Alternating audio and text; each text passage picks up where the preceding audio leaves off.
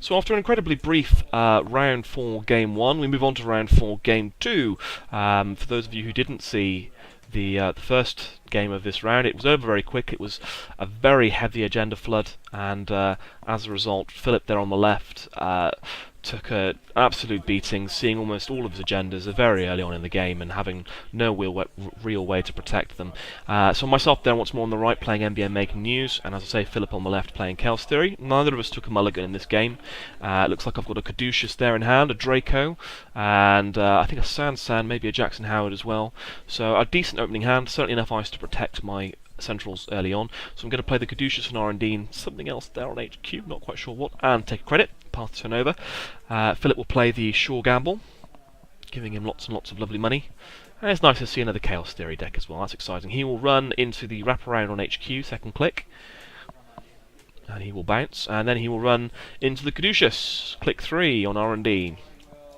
Trying to get aggressive early on. He has plenty of cash to beat the Traces, if he so chooses. But I'm not sure whether he's going to or not. I'm happy to soak up his money, to be fair. I think I leave it at Trace 3. Trace 4, so it's Trace 4, gain 3. Let's see if he goes to break it. Nope, so I get my 3 credits and a free Caduceus res. And it's going to be Trace 3 once more to end the run, I'm presuming. So Trace 3 end the run. He will pay the 3 credits and access. Doesn't see what he needs, that goes back down. Again, that's absolutely fine. I get a free Caduceus. He has to still spend 3 credits. That's all good. He'll Dirty Laundry Archives for some free money. And I'll drop into a Sweeps Week. I've got an Astro there in hand, and a Sansan, and a Market Research. So a nice opening hand. I put the Draco down. I will take a credit, and take 2 credits and pass the turn over. I probably could have installed the Sansan there, but I obviously had no way to res it and score with it the following turn. I do have he only has 3 cards in hand, so I'm not going to bother doing Sweeps Week, that's for sure. So he'll draw up first click. Second click, he'll play an Armitage Code Busting. And third click and fourth click, he'll use Armitage. So I think he's either got 2 or 3 cards left in hand there. Again, not what you want to see for a Sweeps Week. I have an Ash there, which I've drawn up into, compulsory draw. I'm going to play the Ash. And I'm going to take 2 credits. He'll have a look and run. I'm thinking about whether to res the Draco or not, or maybe I want to soak up some of his money trashing the Ash. I'll res the Draco, and I'll put it in at 1 strength. And again, that's more of a case of just in case he has something like a ninja. It's always good to get through. So I'll bump the Trace up by 2, he'll break the Trace and see the Ash, he'll trash the Ash for 3. He still has the Armitage, so he didn't want to take a tag, certainly. That would not be what he wanted. He'll draw second click, draw again third click, which is good for me, and he'll daily cast final click, so plenty of economy, but no breakers yet. This does mean now that my Sweeps Week is turned on, so to speak. So I'll install the Sansan into the remote. I will Sweeps Week second click, taking, I think, either 3 or 4 credits. 3 credits. Which is good. It's enough money for me to score out that the Astro that's in hand. And I will take another credit. So just build up my economy a little bit, because scoring that Astro is going to take a lot out of it. He will play a Professional Contact, which again suits me fine, because that takes 5 credits, and it's going to take him a little while to build it back up again. It means I may get 2 uses out of the Sansan potentially, so that's very good. Means he can't beat the Trace. So at which point I will res the Sansan for 6, install the Astro, advance twice, and score it. Giving me a lovely, lovely, lovely advancement token to use. Path turn over. So he has a res Sansan to contend with, and a scored Astro. That is not what you want to see across the board from you. And one of the reasons why MBN is being played so extensively at the moment. Wraparound has helped a huge amount. Sweeps Week has really boosted the economy of MBN. And then you've got cards like Market Research, which do good work in the deck as well. It's just some great cards for MBN. And why they're so prevalent. So he's going to take some money, he's going to use his Professional Contacts. He's going to click off Armitage, by the looks of it as well. He's taking lots and lots of cash. He's going to play a Battering Ram, not a card you see very often. So barriers are going to cause me aggravation. He is going to run on HQ, which he can obviously break, and he's not going to see anything, so he didn't see the market research there in hand. Only one agenda in hand. I've got 2 credits, and a fair bit of ice. I'm going to draw. I'm kind of hoping here to see a Jackson Howard, or see something, or obviously another Astro would be nice, but something to accelerate through my deck and get the agendas I need to win the game here. And I've got lots of ice, but the Eli isn't going to do a great deal against the battering ram, if anything at all, really. And the RSVP could do good work, though. So I'm going to put the RSVP on top of R&D. I'm going to take a credit as well, so that's why I didn't pay to install it. So the RSVP into the Caduceus, very strong. He has to find a way of breaking both, and that's nice. So he's going to sure gamble after taking a few cards of professional contacts. Got plenty of cash, not struggling economy-wise. Has the barrier breaker, just now looking for the remaining cards he needs. Looks like he's got a Desperado there in hand. Something a little bit yep, there it is. Something a little bit unusual in Chaos Theory. It's nice to see something different. So he's got, again, lots and lots of economy cards here. I've seen the Beal, which I'm going to install, advance twice, and score. I'm not going to leave that one in hand when HQ is vulnerable. I've got no money left.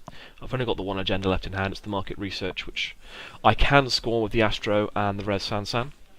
And really here you have to go in and you have to trash the Sansan.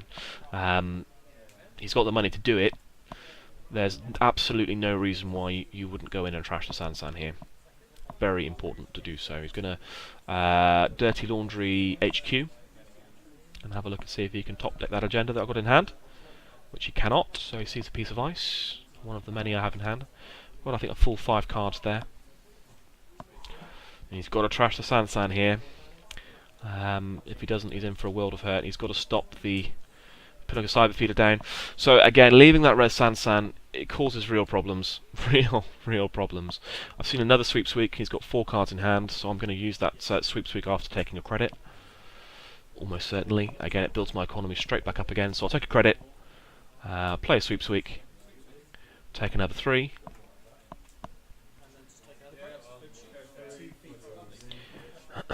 Oh, sorry, no, he had 5 cards in hand, so I'll take 4. Thank you very much. And, sorry, no. He had 4 in hand, I took another credit afterwards, so I'm on 5 credits. Looks like he may have an account siphon there, is that what I see? Possibly not. He's going to take money off Armitage. He's got plenty of cash. Got to trash the Sansan, though. Cannot leave a Sansan there for that long and not be punished for it. There we go, so he's going to run through the, remote. Oh, no, change his mind. Having a think.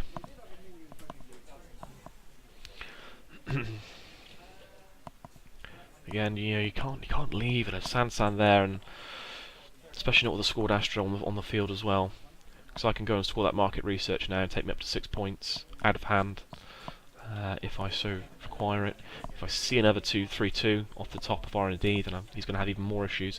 He's going to run HQ and see a toll booth.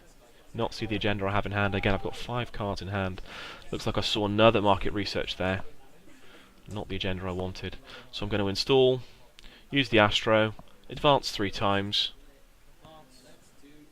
Sorry, advance twice, and score. Taking me up to 6. Pass the turn over. So I've used my Astro. Still have a Res Sansan, but I'm on 6 points. And haven't even hit the 10-minute mark yet. He needs to start getting aggressive. He's putting down a garrote, so big breaker sweep, big rig. You can certainly break that Caduceus now, but he doesn't know the RSVP's in front of it, or that I have enough money to break it. Res it, sorry. So he's going to tinkering that piece of ice to make it whatever he wants, and then he's going to make his eye. So that's again a great play. All or nothing. He has plenty of cash, so he has the ability to break the RSVP and break the Caduceus. So I don't think I res at this stage. I think the money's probably more important to me, because if I see a 3-2, I could just score it out of hand at the moment. Well, I'm deciding, okay, well, maybe I'm going to res it.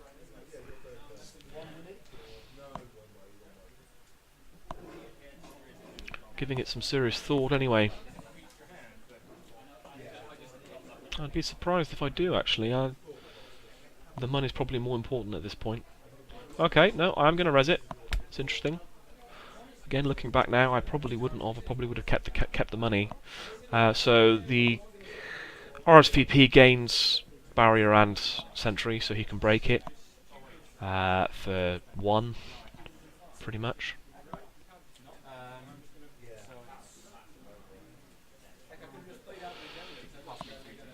At the very least, it solidifies R&D the next turn, but yeah, it does leave me short economically. I mean, if he's going to see 3 cards, I don't know. I'm not sure. I'm not sure if that was the right play.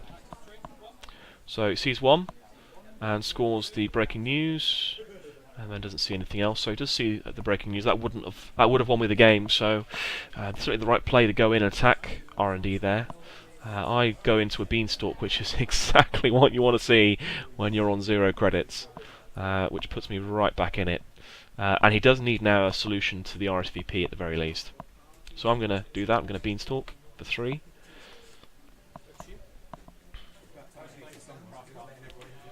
And then I'm going to take 2 more credits. So I'm taking me up to 5. I know the next piece of on R&D, the next card on R&D isn't an agenda, otherwise he would have stolen it. He's going to diesel. I was taking a bunch of money with professional contacts. And he still hasn't taken the Esther Sansan out, which is priority 1, 2, and 3. He's got a Dirty Laundry Archives, by the looks of it. I'm going to draw, see the wraparound. So here I have the option of solidifying, or I have the option of sticking the market research there into the Sansan server. Try and bluffing him out. I think he'll probably run there though. I've got a toll booth, which he still can't break. So I've moved that there to the top because I'm again thinking about using that toll booth, which I'm going to do. So I'm going to put the toll booth there in front of the Sansan. I'm going to trash the Draco, which isn't really much good to me. I'm going to take 2 credits. So I'm thinking, okay, let's try and protect the Sansan here, make it as unappealing for him to run as possible. I don't have the money to res it, but it's the unknown, and I'm hoping the unknown's enough to put him off, because I know I kind of need that Sansan at this stage. He still doesn't have an answer for R&D. He can run through aggressively on HQ, but I've got no agendas in hand. Oh no, sorry, I've got the market research in hand. But it's not enough for me to be concerned about. He's only on 1 point.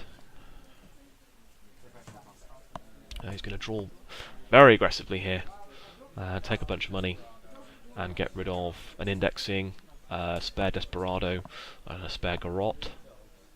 The indexing would have been nice, but again, he's got no way of getting through an R&D currently.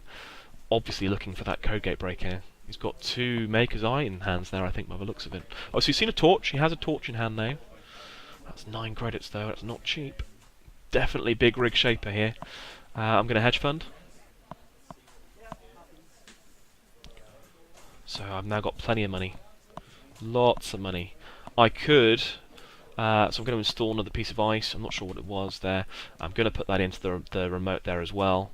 I've got the money to res the toll booth, but not enough money to res the toll booth and score out the agenda here, so I have to be a little bit careful about whether to res that toll booth or not. I'm kind of hoping he doesn't run there.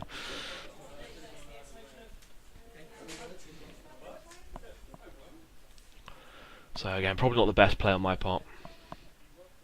He did a lot of drawing last round, and last turn I probably should have figured out that he'd seen a code gate breaker. It looks like he's preparing for a run on R&D though. He's counting out the money he needs to be able to do it. Yep, he's going to index. Second click. I think he's taking that back, sorry. He's going to tinkering, then he's going to index, which is fine, because it leaves him only 1 click to go and fetch what he needs. But we know he's got the Maker's Eye in hand, so suddenly this could be different. So he's going to see 5 pieces of 5 cards, and he's going to see... looks like 1 agenda maybe. I couldn't quite make it out. Certainly an Ash there. At this point, I'm feeling, it's fine. He can only take 1 agenda. That's not a problem. And then he makes his eyes, and I'm thinking, oh, hang on a minute, that's a problem. he could very, very well here see 6 points worth of agendas. So he sees 2. Oh, like I said, I went into flat panic mode there when he scored the first one, scored the second one. I'm thinking, oh, heavens above and earth below. But as it was fine. I advance and score the market research and take the game. But yeah, there was a moment there where suddenly my heart fluttered, and as I thought to myself, ooh, actually, he can see 6 points of agendas this turn. And I got a little bit concerned, but thankfully, wasn't the case. Again, he couldn't have got through until he played that torch he had in hand. So all was well. I went 5-3 up going into the last round of Swiss, which I knew would be enough if I split the next round to take me into the top 8. So I'm feeling good, and I had enough time to go and get a McDonald's after this match, which was nice as well. But a little bit unlucky on Philip, but nevertheless, good round, and we move on to the final round of Swiss. Join us there.